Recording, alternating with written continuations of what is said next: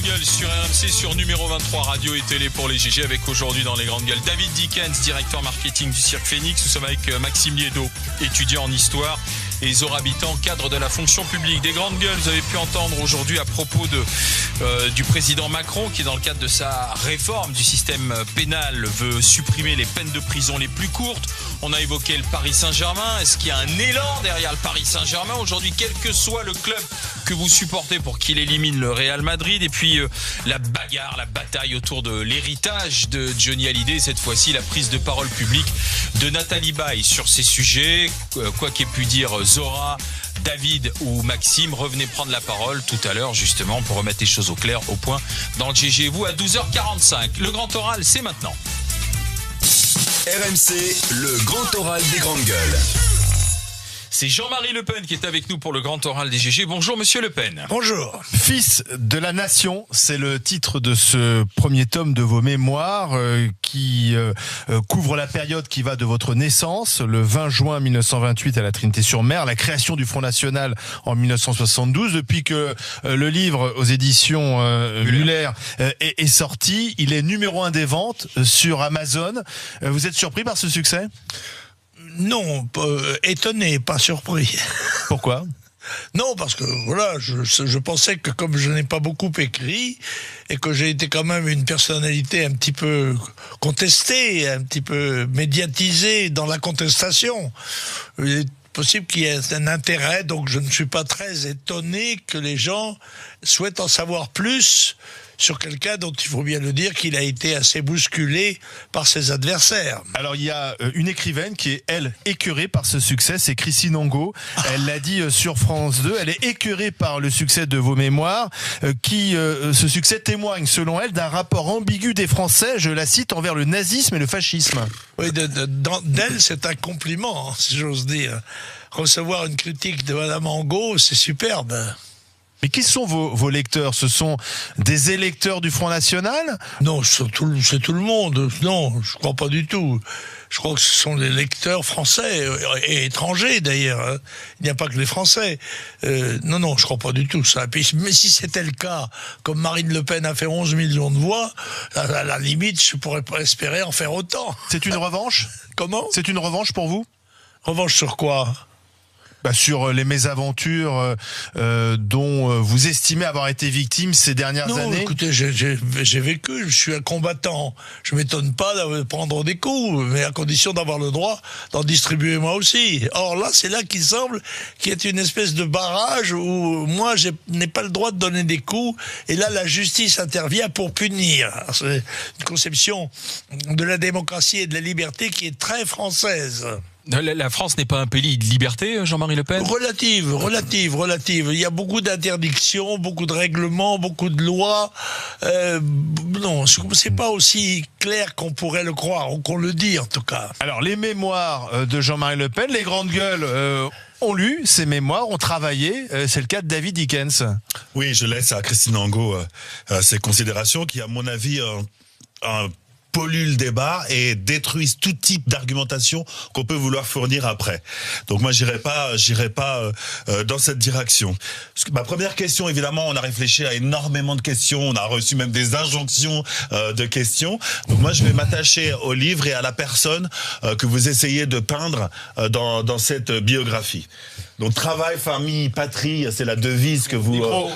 Pardon. N'oublie pas le micro. Travail, famille, patrie, c'est la devise d'un courant de pensée que vous portez depuis presque 60 ans. Et moi, ce qui m'intéresse, c'est de savoir si vous assumez des responsabilités et si vous nourrissez des regrets dans, d'une part, l'échec à avoir porté ce courant de pensée aux plus hautes fonctions de l'État, et d'autre part à avoir failli aussi dans un de ces points cardinaux qui est la famille, puisque vous avez sacrifié cette famille. Est-ce que ça valait le coup ? Est-ce qu'on peut pas se dire à un moment tout ça pour ça ? Comment j'ai sacrifié ma famille ?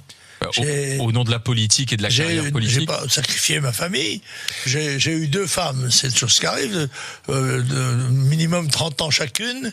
Et j'ai eu 3 filles. J'ai eu 9 petits-enfants et j'ai même une arrière-petite-fille. Je crois avoir fait pour ma famille ce que l'action publique me laissait comme loisir. Alors vous êtes fâché avec une partie de votre famille, de vos filles.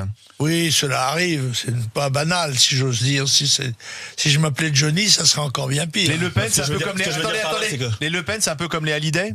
Comment? Les Le Pen, c'est un peu comme la famille Hallyday. Non, il n'y a pas le même héritage. Mais vous avez prévu d'ailleurs Et sur je ne suis l'héritage. pas mort. Et sur l'héritage justement, est-ce que tout est réglé? À quel point de vue? Est-ce que justement pour éviter des déchirements Non, mais post-mortem, vous savez que la loi française est très favorable aux enfants. Il n'y a pas de réservataire. Je trouve, moi, exceptionnellement favorable aux enfants. Trop? Non. Elle ne laisse que très peu de liberté de tester à la personne, en quelque sorte. Moi, je Mais sais pas. Prenons un cas concret. J'ai 3 filles, elles héritent automatiquement de 3/4 de mon patrimoine. Mais vous aimeriez Je ne peux pouvoir donc choisir disposer personnellement que d'1/4 de mon patrimoine. Je trouve que c'est pas tout à fait assez. et vous aimeriez pouvoir choisir, par exemple, la loi californienne permet de choisir si on ne veut pas Non, mais je faire ne parle pas hériter de la ses loi enfants. californienne, je parle d'une amélioration de la loi française. Je pense que le testateur devrait avoir un peu plus de champ qu'il n'en a actuellement. Sinon, vous auriez pu déshériter vos filles. Non, mais je n'ai pas l'intention de les déshériter, malgré les difficultés que nous avons, c'est qu'ils font partie, en quelque sorte, de la vie. C'est assez banal, ça. Alors, J'ai pas eu de David, réponse à ma question, donc vous avez enchaîné sur une autre. C'est un peu le Moi, principe ma de l'émission, question- David, Ouais, hein, mais- t'es- c'est oui. d'avoir des réponses Oui, aux oui. questions. non, Alors, je croyais, vas-y, je sais ouais. pas, peut-être que je me trompe. Vas-y. Ma question, c'était de savoir si vous assumez des responsabilités et lesquelles dans cet échec à vouloir porter ce courant de pensée pour lequel vous vous êtes battu depuis 60 ans. Écoutez, au présidentiel, il y a toujours un échec, parce que c'est une alternative, c'est l'un ou l'autre. J'ai été une fois dans l'alternative, ça n'est pas si courant, ni si banal, et en effet, j'ai fait progresser, je pense, les idées qui étaient les miennes, et surtout les avertissements que je lançais se trouvent confirmés par l'évolution de la géopolitique, en quelque sorte, puisque ma grande inquiétude pour aujourd'hui, pour hier, pour aujourd'hui et pour demain, c'est l'immigration massive déferlante, consécutive à la révolution démographique qui s'est produite au siècle dernier, et actuellement, et qui a porté la population mondiale en 50 ans de 3 à 8 milliards d'habitants. Ça, c'est un phénomène qui ne s'était jamais produit dans l'histoire de l'humanité et dont les conséquences sont incommensurables. J'essaye de les prévoir et d'en défendre les gens que j'ai Et la pourquoi charge. n'avez-vous pas convaincu? Pardon? Pourquoi n'avez-vous pas convaincu? J'ai convaincu tout de même, j'ai fait aussi quand même des millions de voix. Convaincre, ça aurait été Chaque très fois que je vite. me suis présenté, je n'ai pas été victorieux, parce que quand j'ai été au 2e tour, il y a eu une mobilisation générale de l'ensemble de l'établissement dans tous ces domaines pour essayer de me barrer la route, y compris par la violence. Maxime Liédo qui sur a les lu mémoires. également les mémoires. Oui. Sur la mémoire. Il faut acheter votre livre parce que c'est un voyage au cœur d'une histoire française, vu certes par le prisme de votre personnage, mais je pense que ça peut aider à cerner aussi bien vos idées politiques que votre parcours. Néanmoins, ça a été relaté, mais il y a 2 grandes périodes historiques dont vous traitez, l'Algérie et cette période qu'on appelle le résidentialisme. Et j'ai l'impression que vous manipulez un peu l'histoire. Par exemple, vous parlez de cette fois le 10 juin 1940 où l'Assemblée donne les pleins pouvoirs à Pétain et vous dites donc que de fait il est illégitime. Mais par exemple, le droit, les lois de 1875 interdisaient qu'un homme ait les pleins pouvoirs. Et vous oubliez certains pans de l'histoire malgré les années que vous développez, comme tout ce qui s'est passé pour la rafle, toute l'implication de Pétain volontaire dans la manipulation en quelque sorte et dans les rafles. Comment vous pouvez expliquer cela? Écoutez, je suis pas l'avocat du maréchal Pétain. Ma formule s'est bornée à une phrase. Je ne crois pas que le maréchal Pétain soit un traître. Voilà. C'est ça mon affirmation. Je n'ai pas développé de soutien ni d'argumentation sur la politique de Vichy, ni celle du maréchal Pétain par rapport à l'occupation qu'il fallait connaître, parce que la différence, n'est-ce pas, c'est que la plupart des gens qui vont lire mon livre n'ont pas connu ces périodes-là. Et évidemment, c'est un manque extraordinaire, parce que je rappelle simplement mai 40, l'armée française et l'armée anglaise sont écrasées. Il y a 2 millions de prisonniers de guerre, il y a 5 millions de réfugiés sur les routes, et il y a le problème de savoir comment les 40 millions de Français vont manger demain travailler, survivre. D'accord, mais quand le Et tribunal... ça, je dois dire que le maréchal Pétain en prend la responsabilité et que c'est quand même plus facile de résister à Londres que de résister en France. Vous restez donc plus pétainiste que gaulliste aujourd'hui. Non, mais je ne suis ni pétainiste ni gaulliste. J'essaie d'être objectif et de faire vivre le sentiment que j'ai eu à ce moment-là. J'étais un adolescent, un petit garçon et un adolescent pendant la guerre dont j'ai subi tous les inconvénients et les drames. Jean-Marie Le Pen, j'ai perdu mon père et en même temps notre gagne-pain, il faut bien le dire. Et puis j'ai subi les difficultés très grave qui était celle de ravitaillement, bref, et par conséquent, l'occupation allemande, Mais c'est le lot de tous les Français de votre génération. C'est le lot de tous les Français de votre génération, je crois, non? Oui, bien sûr, mais il en reste peu. Oui. Il reste peu de témoins.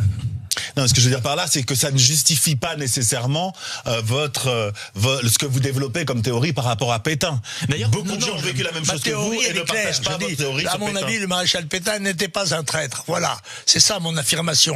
Alors à ceux qui pensent le contraire, d'essayer de le démontrer et d'essayer de montrer ce qu'ils auraient fait à sa place pour assurer la défense de 40 millions de gens dans un pays occupé par une armée étrangère victorieuse et en guerre. Il y a eu une autre période de l'histoire, Maxime en parlait, c'est la guerre d'Algérie, puisque vous avez fait cette guerre d'Algérie. Vous avez été accusé, notamment par Le Monde, c'était dans les années 2000, Le Monde qui avait publié un témoignage et une enquête. Vous avez été accusé d'avoir contribué à mettre en œuvre la torture à domicile. Vous y répondez dans vos mémoires. Non, mais c'est faux tout ça. Écoutez, j'ai été en Algérie, j'étais député. Je me suis, quand le gouvernement a envoyé le contingent en Algérie, j'ai estimé avec 3 autres de mes collègues, d'ailleurs, de mon devoir de me rengager.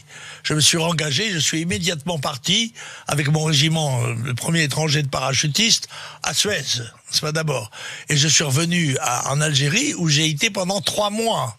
N'est-ce pas, commandant de compagnie, commandant d'une section dans une compagnie qui était commandée par Louis Martin, un personnage célèbre de la Légion étrangère, et par conséquent, les accusations qui ont été lancées contre moi l'ont été parce que j'ai dit parce que j'avais dit à mon commandant de compagnie, à mon chef de régiment, j'avais dit, moi je pourrais parler. Il voulait me muter. Il m'a dit, écoutez, on va avoir du travail de police à faire sur l'ordre du gouvernement socialiste, je le rappelle, et donc vous pouvez vous en dispenser. J'ai dit, écoutez, moi j'aurai la parole si je reviens, si j'en survis, eh bien je serai au Parlement, je pourrai parler. Vous, la Grande Muette, vous ne pouvez pas parler. Donc je vous défendrai, d'où le pluriel de majesté que j'emploie. Oui, mais pourquoi avoir livré autant de détails intimes sur vous, Jean-Marie Le Pen, sur le petit garçon que vous étiez, sur votre maman, sur les filles, votre dépucelage et autres? Non, je ne vais pas donner de détails sur mon dépucelage. Non, quand j'ai dit qu'à 16 ans, j'avais perdu mon pucelage. Oui, pourquoi le préciser? Pourquoi avoir... Parce que c'est la vie. Non, oui, d'accord. Parce que c'est ce qui explique la personnalité de quelqu'un. C'est ce qui explique qu'à 16 ans, je ne suis plus un petit garçon, je ne peux plus me mettre dans les rangs en croisant les bras, et je deviens relativement un rebelle pour ce qui est l'autorité des collèges de l'époque, et je suis devenu un homme. Non, mais ce que je veux dire, c'est que ça prouvait très bien. Les épreuves, la mort de mon père, les difficultés... Et je suis devenu un homme, et par conséquent, je n'ai pas les mêmes réactions qu'un petit garçon, d'où les conflits que je vais avoir avec la direction des collèges qui vont se disputer l'honneur de me mettre à la porte. Non, mais ce que je veux dire, c'est que mémoires pouvaient très bien être les mémoires politiques. Or, vous avez voulu des mémoires intime aussi, Jean-Marie Le Pen. Je suis un homme, je complet, je suis pas un être politique sur tige. J'ai décrit ma vie telle qu'elle s'est déroulée, surtout à une période où je ne faisais pas de politique. Non, mais c'est parce que je l'ai fait de politique il y a 62 ans. Bien sûr. J'ai été élu député, je crois, il y a 62 ans pour la première fois. Mais avant, je ne faisais pas de politique. Mais est-ce que vous avez cherché un peu de compassion aussi à travers ce livre, ce dont non, je cherche pas. Il y a eu guerre de compassion à votre égard aussi. Pas de compassion, mais de la compréhension. Une certaine réhabilitation. J'ai vécu une expérience humaine, je l'ai racontée de façon à ce que mes compatriotes sachent qu'un certain nombre de gens comme moi ont vécu comme ça, et pas toujours selon les théories des partisans de la victoire qui ont écrit et décrit justement, la France pendant et après. Pour aller un peu dans le sens de la question d'Alain, qu'est-ce que vous aimeriez que les Français se souviennent de vous à travers ces mémoires, retiennent de vous? Je crois que j'étais un homme droit qui s'est battu pour ses idées, un patriote sincère. Et puis voilà, je ne me fais aucune illusion dans le monde qui compte des milliards de galaxies. Donc je sais tout à fait à quelle place je suis. Jean-Marie Le Pen, vous restez avec nous. Suite du grand oral des GG dans un instant, avec questions de Zora, de Maxime et de David, bien sûr.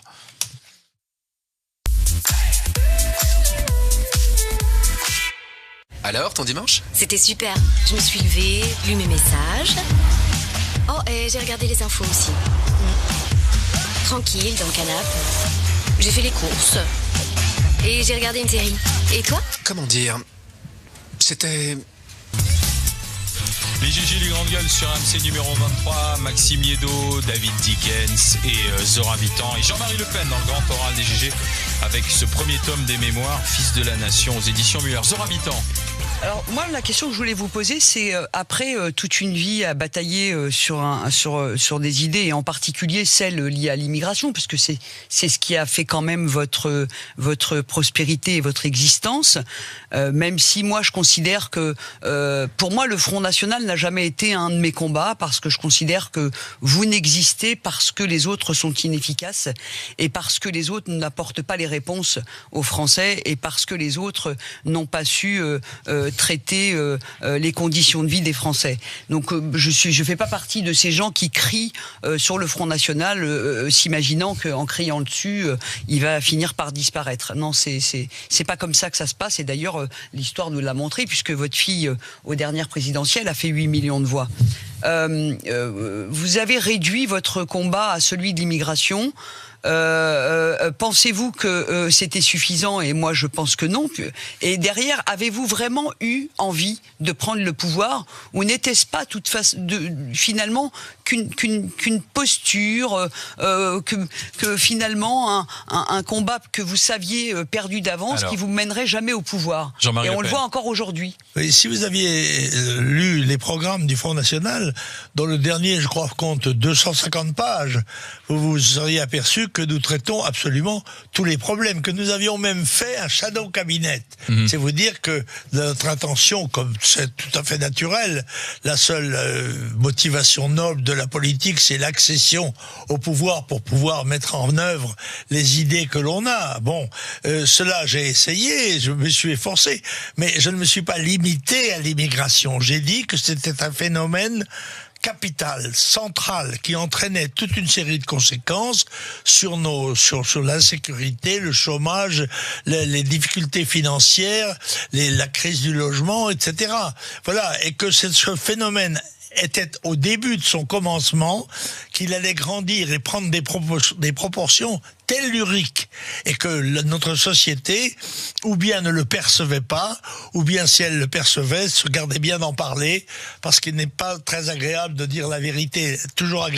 Il paraît qu'il est bon de dire la vérité, mais elle n'est pas toujours agréable à entendre. Moi, j'ai souvent dit des vérités qui n'étaient pas agréables à entendre, et dans le rôle de Cassandre, je n'ai pas été ménagé plus qu'elle. Alors aujourd'hui, c'est Marine Le Pen, la présidente du Front National. Ce matin, elle a annoncé qu'elle annoncerait dimanche prochain le nouveau nom du Front National, qu'elle soumettrait ensuite au vote des adhérents. Il fallait changer de nom du Front National? Non, je trouve que c'est une sottise. Je l'ai clairement dit. Aucune organisation, qu'elle soit commerciale, économique, sociale, politique, ne change de nom. Et c'est une trahison de ceux qui l'ont constituée, qui l'ont vécu, et qui souvent se sont battus et sont morts pour elle. Il y a des arguments quand même avancés par Marine Le Pen et ses proches. Ils disent que la marque Front National est certes aujourd'hui connue, reconnue, mais elle est aussi un frein psychologique. Certains ne votent pas Front National parce que c'est justement la marque Front National qui dérange. Et si demain ce mouvement veut faire notamment des alliances avec pourquoi pas d'autres mouvements de droite, eh bien le nom Front National est un repoussoir. Qu'est-ce que vous répondez à ça? Je ne crois pas du tout. Oui, On peut dire ça du Parti communiste, du Parti socialiste. Vous voyez dans quel état est le Parti communiste aujourd'hui. Toujours le repoussoir pour ses adversaires, bien évidemment. Le Front National a cette différence près, c'est que c'est le seul mouvement qui, dans les dernières décennies, s'est institué et maintenu, a perduré dans la politique française, il faut bien le dire, contre l'ensemble de l'établissement, contre toutes les forces coalisées de l'établissement. Alors justement, vous parlez des communistes. Il faut surtout pas qu'un communiste achète votre livre, sinon il fait une syncope. Et vous dites à la page 135, les bombes du FLN et celles de Daesh sont les filles de notre résistance communiste. Expliquez-moi le lien et qu'est-ce que vous tentez d'expliquer par cette phrase? Le lien, par exemple, entre Daesh et la résistance communiste. Non, mais écoutez, c'est une phrase que vous extrayez de son contexte. Celui-là est pire qu'un assassin. Il mérite objectivement le nom de terroriste, quelle que soit la sainteté de la cause qu'il invoque. Les bombes du FLN et celles de Daesh sont les filles de notre résistance communiste. Bien sûr, mais c'est ce que nous disaient d'ailleurs les adversaires du FLN. Comment vous expliquez ça? Les gens du FLN nous disaient, mais après tout, vous nous reprochez ce que vous exaltez dans votre propre histoire. Vous exaltez les actions violentes de la résistance contre l'occupation. C'est ce que nous pensons nous aussi faire quand nous luttons contre l'occupation française. Voilà. Vous êtes en train d'expliquer. Autrement dit, chacun a ses terroristes et Daesh est dans un moule qui est un moule historique assez connu. Donc en gros, c'est pas eux qui ont inventé le terrorisme. Mais est-ce que plus que la résistance communiste, c'est pas nos différentes interventions occidentales? La résistance communiste, soyons clairs, les communistes ont été collabos jusqu'en 41. En 41, ils sont devenus résistants quand leur patrie, l'URSS, a été attaquée par Hitler et l'armée allemande. Voilà. Alors ne mélangeons pas, si j'ose dire, les torchons et les serviettes. Voilà. Et la résistance communiste a pris des formes comment dirais-je, criminelle, individuelle, c'est-à-dire qu'elle a fait des attentats individuels en sachant et en voulant que ceci provoque des représailles de façon à enclencher le fameux système action et représailles. David Dickens, question. Alors, moi je suis désolé, je ne suis pas intéressé par l'exercice qui consiste à revenir sur les choses que vous avez pu dire par le passé et vous donner une tribune là pour pouvoir les expliquer, parce que ce qui m'intéresse c'est, voilà, vous êtes un personnage au crépuscule de sa carrière politique qui donne le sentiment... Comme nous tous. Tout à fait. Qui donne le sentiment de ne pas être dans la posture et d'être dans la sincérité. Donc moi, je ne vais pas aller sur ce terrain-là. Je vais vous poser des questions qui m'interpellent en tant que citoyen. Vas-y. En page 15, vous parlez de souche comme un élément, qui est d'ailleurs un élément de langage très utilisé aujourd'hui, comme un élément qui justifierait une certaine hiérarchie entre les citoyens français. Est-ce que ceux qui pensent cela en se réclamant de votre courant de pensée ont tort, et est-ce que vous pouvez le leur dire? Écoutez, moi, ce sont les actes qui comptent. La première fois que je me suis présenté aux élections législatives, mon deuxième de liste était un Martiniquais. Et le commandant Sauvage, qui était un héros de Normandie-Niemen. Et j'ai été le premier homme politique à présenter la candidature d'un Arabe à la députation à Paris en 1957, et le premier à faire élire une musulmane au Conseil régional d'Île-de-France en 1986. Parce que dans ce domaine, je ne reçois pas facilement de leçons de gens qui n'ont pas fait autant que moi.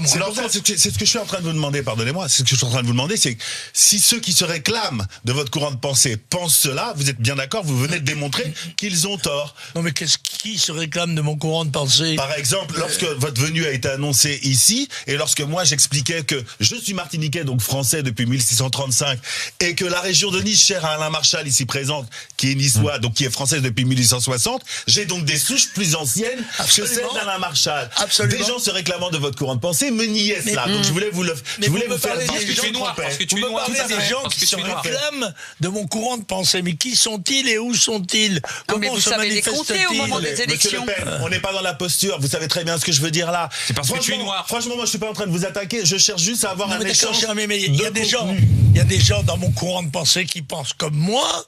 Et ils sont relativement nombreux. Et Est-ce d'autres que vous qui pensez- ne pensent pas On est comme bien moi. d'accord que le motif de la couleur de la peau n'est pas un élément Bien qui sûr, fait la hiérarchie c'est des évident, citoyens ça. français. Dans Voilà ce ce sens, que je voulais dire. Pour moi, c'est D'accord. très clair. Dans Voilà. ce sens-là, la Jeanne d'Arc 2018, métisse, d'origine béninoise, ça vous choque ou pas ?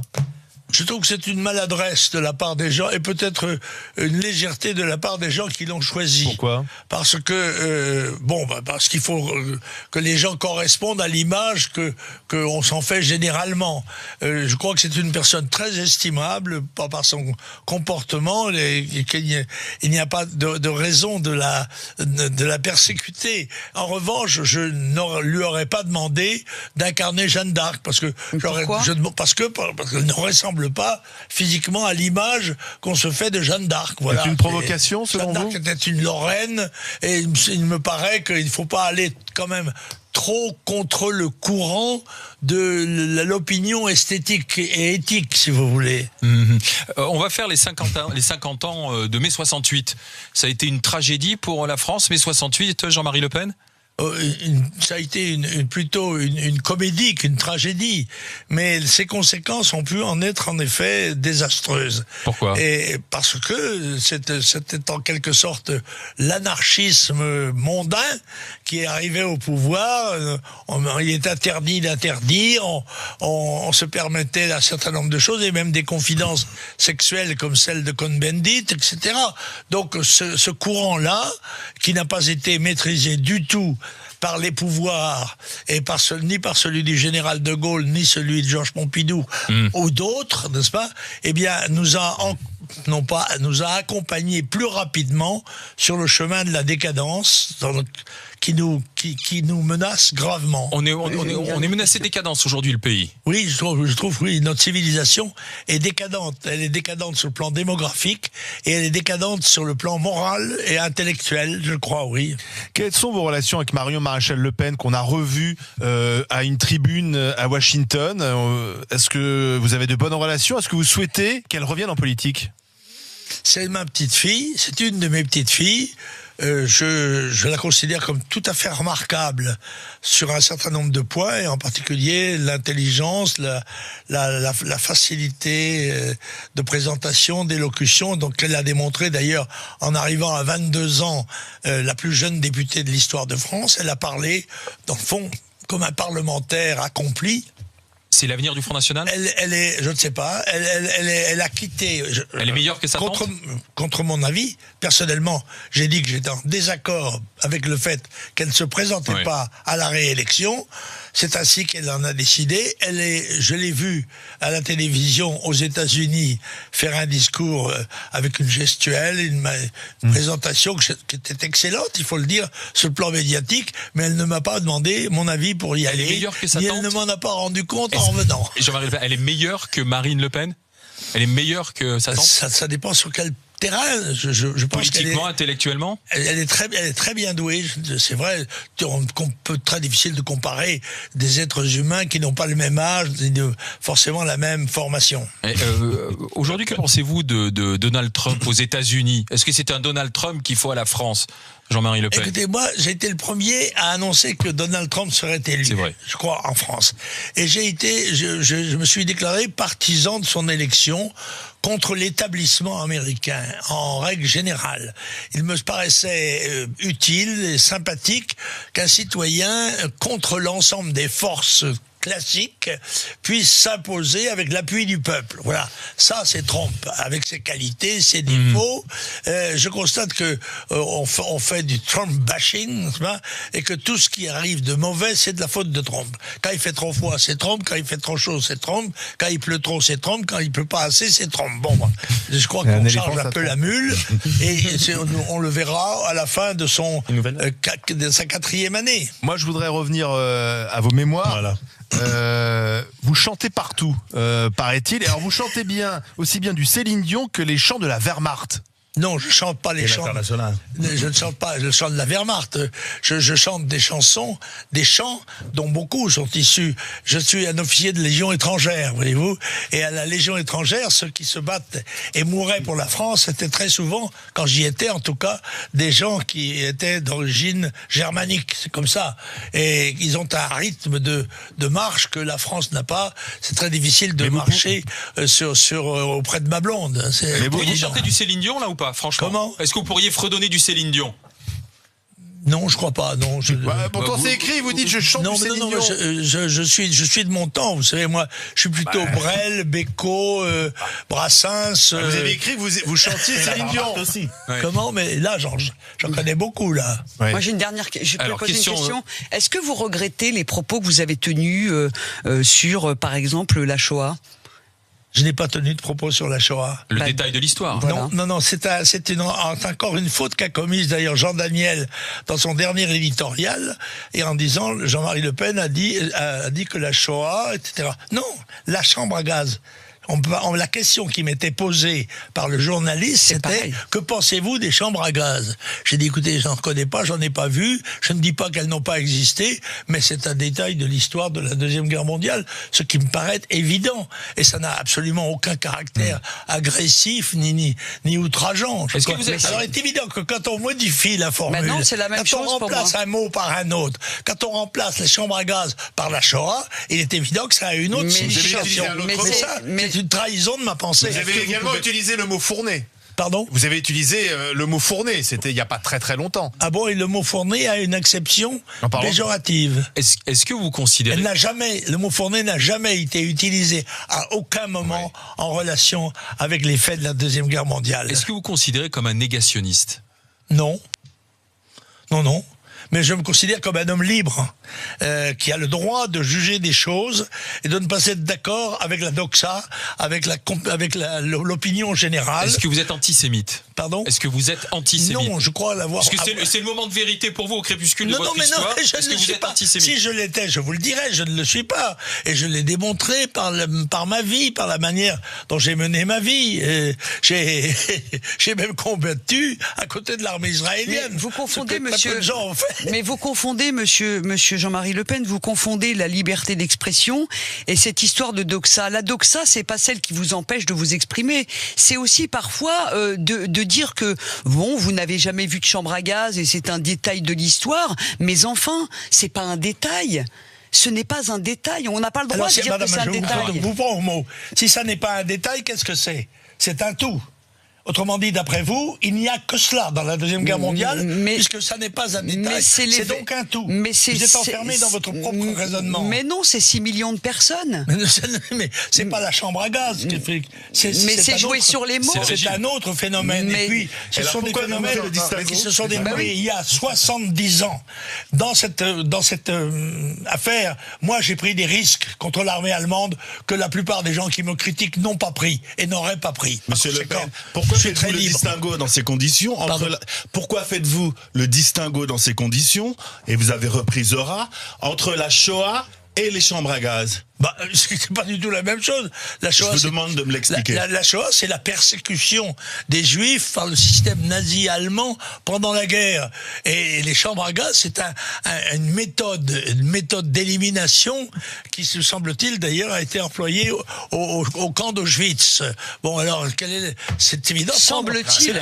C'est prendre un détail pour un tout. Et ça, c'est une... Semble-t-il, parce que vous en doutez encore. Ouais, voilà. Oh, écoutez, Non, mais c'est vous bien, n'allez pas vous me dites faire ce semble-t-il. genre. Les mots Vous n'allez pas me faire ce genre. Vous n'allez pas faire le genre de procès. Autrement dit, ma vie ne s'est pas limitée au mot torture en Algérie, ni au mot Shoah dans la Deuxième Guerre Mais on n'a pas mondiale. dit ça, la Comprenez que preuve. vous publiez une biographie qui doit renseigner sur vous, et Oui, il y a des choses qui qui ne durent sont pas claires. 44 ans. Et dont on extrait Monsieur Le Pen, nous ne sommes ni des journalistes, ni des hommes politiques. Nous sommes des gens de la société civile qui nous interrogeons sur la personne que vous êtes et sur la personne que vous avez pu être. Donc il est évident que quand dans une phrase, vous parlez d'Auschwitz en disant qui semble-t-il ont existé, il est tout à fait légitime que nous vous posions la question de votre doute sur cette question. Ne le pensez-vous pas? Semble-t-il, c'est pas un doute. Ah, semble-t-il, c'est l'expression littérale d'un doute, monsieur Le Pen, en français. Alors attention. Écoutez, il faut me donner des leçons de grammaire, je vous remercie. Je vous dis que semble-t-il, c'est l'expression littérale d'un doute. Mais j'en tiendrai compte désormais. Avec tout le respect que je vous dois. Avec beaucoup Est-ce que votre livre pourrait être, vous aimeriez qu'il soit adapté? Pardon? Est-ce que vous aimeriez que vos mémoires ou que l'homme Le Pen soit adapté un jour au cinéma ou à la télévision? Pourquoi pas?